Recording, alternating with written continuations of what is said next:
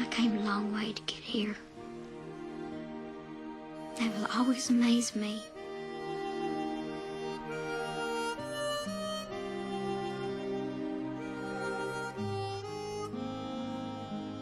Ellen Foster, the story of a resilient young girl's remarkable journey to escape a life of abuse and neglect, has inspired countless readers. Now a Hallmark Hall of Fame production, Ellen's message of hope and self-determination is reaching millions of concerned adults and children.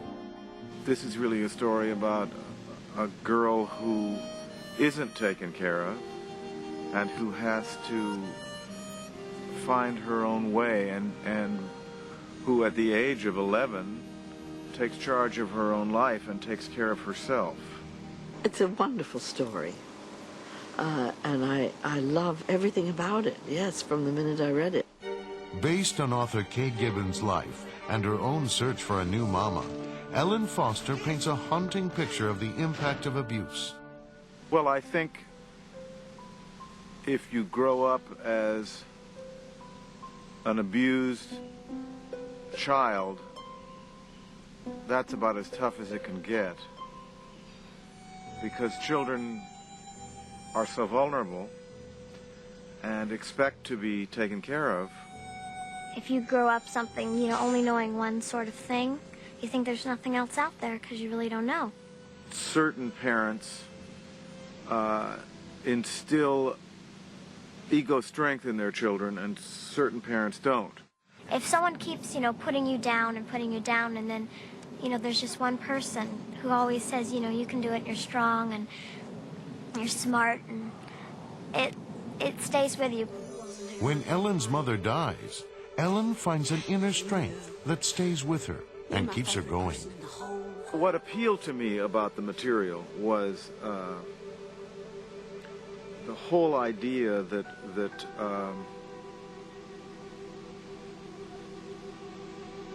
you are in charge of your own life. There's a universal theme here of growth, of overcoming obstacles, and of the fact that the human spirit can prevail and can overcome almost anything. And that's what I love about Ellen. Delivering such a powerful message is a tall order for any actor, but especially challenging for one that's only 11 years old. This is a picture that really hangs on one person. Well, if you're dealing with adults, you know you can find an actor, because there's so many wonderful actors looking for work in this world today. But you don't know that you're going to find an 11-year-old girl who can carry a picture on her shoulders.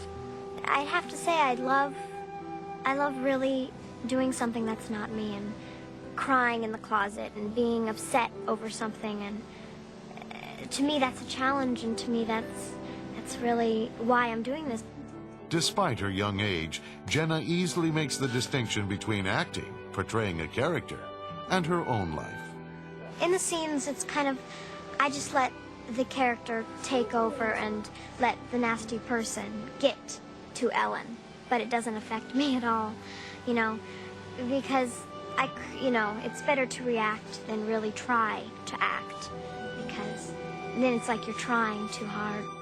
Julie Harris, a stage and screen veteran, knows that lesson well, especially when it involves portraying someone as spiteful as Ellen's grandmother. It's the nature of the character, and I understand her, and know it's not hard. It's what I'm supposed to do. So I don't even think about how beautiful Jenna is. I just see this wretched little girl who took my daughter away from me. For Julie Harris, who has starred in more Hallmark Hall of Fame productions than any other actor, 11, it was something of a homecoming. I looked at her, and all of a sudden I remembered seeing The Little Moon of Alban and Anastasia and all of these incredible hallmarks that she had done. But it wasn't like a great star revisiting scene of her former glories. It was just like an actress coming to work. And that's the quintessential Julie Harris. Julie Harris is my hero. That's all I can say. I've never worked with her before. I just adore her. Nobody works as hard as she does. Any scene with Julie is very something to look forward to. She is so wonderful, and I just love watching her, and the stamina she has, you know. I don't know how old she is, but my grandma wouldn't have that much stamina, and in the courtroom scene, she shocked me, being so much enthusiastic in every single time. The family is the cornerstone of society. Do I get a chance to say something? No, you don't. Now hold it right there, please. Just hold it, please. What on earth Please, she pardon possibly my have to language, say, but just Judge? please hold it. Now, this matter has been concluded Miss Nelson. as far as I can Miss see. Nelson, can't we please find out what's on her mind? After all, she is the bone of contention here. And I think She's it'll be fair, right, if she gets her 2 cents. a very sad person, very mean and malevolent. She's even more so in the book, if you can imagine.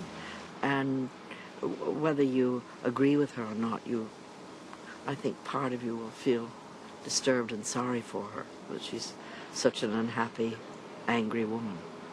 She's making her as formidable as anybody could make her. She's never looking for sympathy. She is a terrible adversary to Ellen. He had to tell me in the beginning with this part, harder, harder, harder. Even though I thought I was doing it pretty hard, harder. For all of the actors, working with veteran director John Erman was an enjoyable collaboration. This is our second time working together, and I find him wonderful to work with. He will just tell me something as I do a shot. Always a little piece of information that just hones it right down to what I should be doing. So he's all ears, all eyes, already there for you. Erman's insight into character and attention to detail often enabled the actors to communicate important aspects of their character through subtle actions. The ants, for example, are rarely seen without their sunglasses, an example of their unwillingness to see the truth, even when it's right in front of them. And when Nadine takes Ellen to the hospital, the ant leaves Ellen behind, symbolic of the neglect she must face throughout the story. John said, you know, you're not that maternal with her. So it became, just like, come on, not even touching her, just let's go. One of the challenges of working with young actors is trying to duplicate the performance from one take to the next. Erman dealt with that problem by using 2 cameras in scenes with the children. I don't think that children need to be burdened with the technical problem of having to match actions. I think that the best you get out of children is when they can be spontaneous. Despite the heart-wrenching elements of the story, everyone involved in this Hallmark Hall of Fame production is confident that the audience will come away satisfied. You just feel that she's going to survive and going to make it. If you've ever been afraid of anything you thought was totally scary, and you thought, I don't have the strength or I don't know how to overcome a problem, then I think you'll be interested in seeing how somebody who could have been you overcomes her problems. This story speaks to me because we are all foster children, and we should all be mothers to a child who needs us. And there are so many children who need us. I know what I want, and I know how I'm going to get it, and I know I don't care what I do or how I do it. I'm going to get a new mama, and I get my family. So it's a pretty darn good ending.